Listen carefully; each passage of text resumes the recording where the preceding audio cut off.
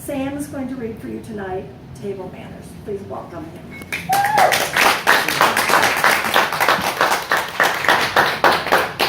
Hello, I'm Sam Claussen. So I've worked with Daniel a couple times for Longshot Island, and he's a great editor, great to work with. But this will be appearing in Hidden Nature here in my masterfully high technology paper copy in my pocket. All right.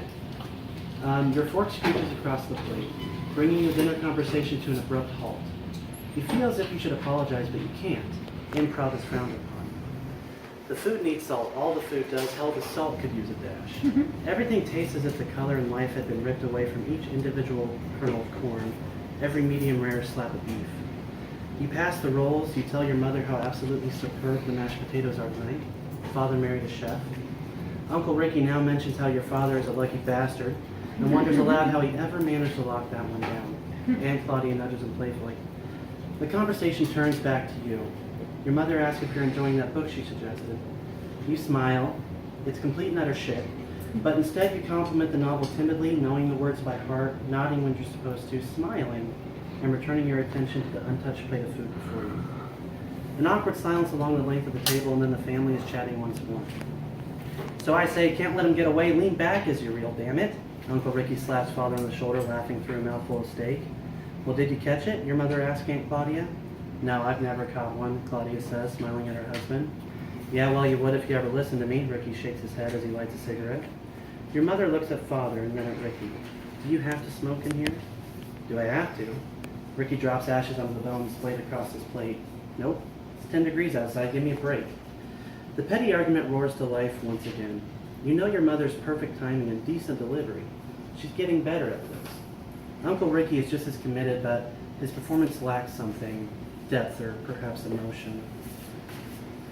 Still, you can recognize some of the staples of a good performance, and your family is good, at least for amateurs.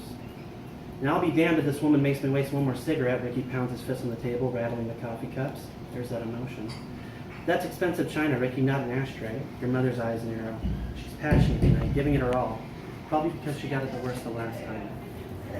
That doesn't make sense, you think out loud, and then immediately regret it, your face growing red. The family stares at you, mother's eyes twitching, Ricky looking cautiously at Claudia. Your father's mud-brown eyes glare at you from behind his thick-rimmed glasses. He sighs, wiping steak sauce from his mustache with a floury napkin. Time to improvise. What doesn't make sense, he asks. You look to the others for support. They all look away, down at their plates or at the peeling white walls surrounding them. No one would use fine china to serve steak, you say. There's too much cutting or chopping, it doesn't make sense. Your father's forehead scrunches together as he thinks. For a moment, his mask is removed, and you can see the person he really is. And you don't like that person. The facade returns and he's impossible to read once more. Would you like to write the script, he asks? No turning back now. Your anger begins to grow and soon you're out of control. I'm the bookworm, remember? That's my role. Your fingernails dig into your palms. So yes, my script wouldn't be a direct ripoff of a million family sitcoms. Enough, Father says, looking at the others, his thin lips pursed. That's enough. Your mother stands up, giggling nervously. Who's ready for dessert? Father grabs her wrist and yanks her back down to her chair.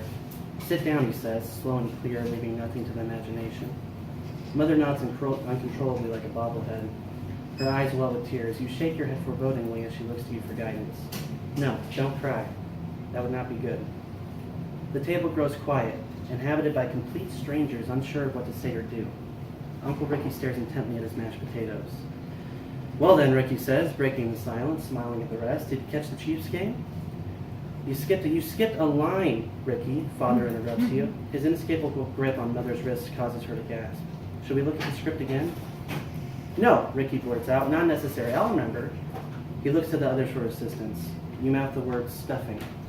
Oh yes, Ricky clears his throat. This stuffing is delicious. Speaking of stuffing, Claudia and I...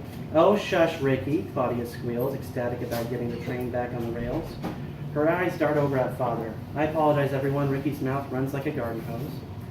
The family jumps into the routine, managing to gain control of the scene once more. Your father, hesitant at first, smiles, then releases Mother. He leans back, watching the act you've constructed unfold.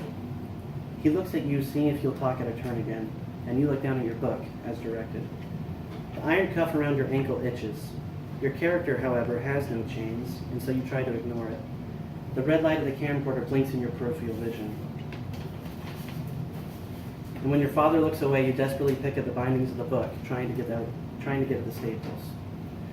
A happy family eating dinner together at the supper table. Discussions flow about the unusual and often quirky antics of the day.